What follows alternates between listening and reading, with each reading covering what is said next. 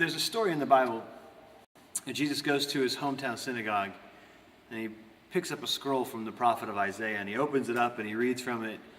And it basically says, "The Spirit of the Lord is upon me to preach good news to the poor and to proclaim freedom to the captives."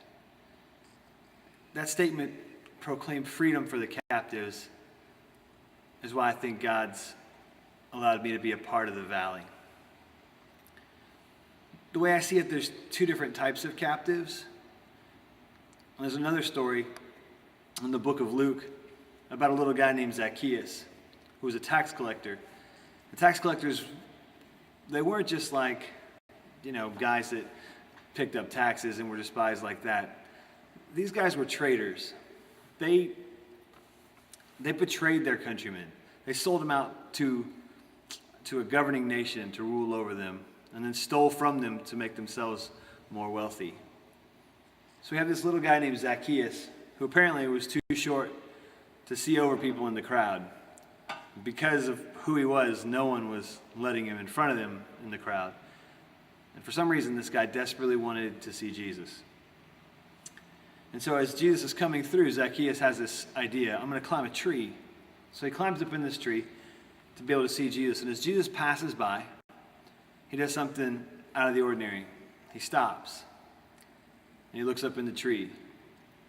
And he cries out to the traitor, tax collector, "Zacchaeus, come down. I'm going to go eat at your house today."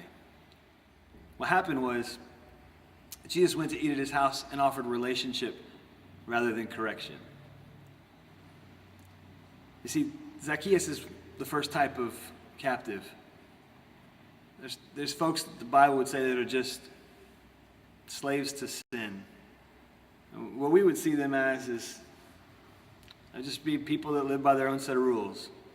Whether they believe there's a God or a different God or whatever. They don't follow Jesus. They're not sure he exists. And they just go about their life doing things that normal people would think probably weren't pleasant. And some of them are doing things that are good things, they're just absent of Jesus. Then a really weird thing happens in this story.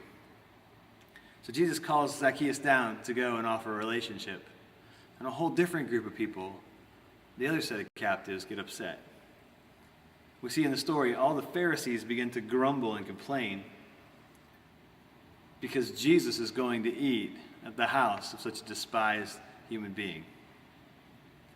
They're looking down from their self-righteous high horse, coming out of their laws and traditions, steeped in their religious attitudes.